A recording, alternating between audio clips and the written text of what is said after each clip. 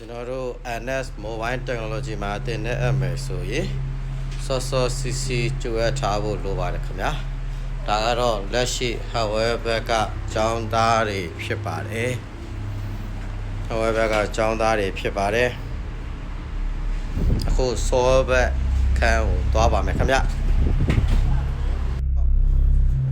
ဒါကတော့ software ဘက်ကကျောင်းသားတွေဖြစ်ပါတယ်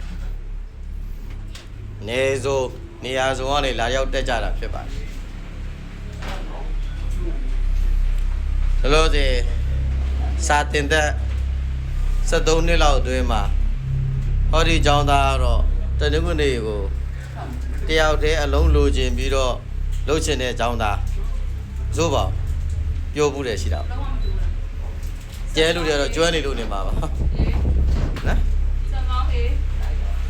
ဒါဆိုဘက်ကဖြစ်ပါတယ်ခင်ဗျအဲ့တော့ဒီနေ့ကိုတက်မယ်ဆိုစောစီးအပ်ထားပါ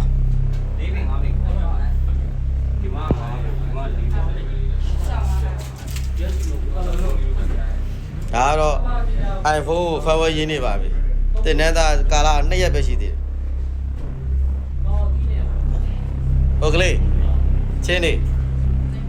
အိမ်ငိုင်းနေရလား TikTok ကိုမေကြည့်လားအေးဟမ်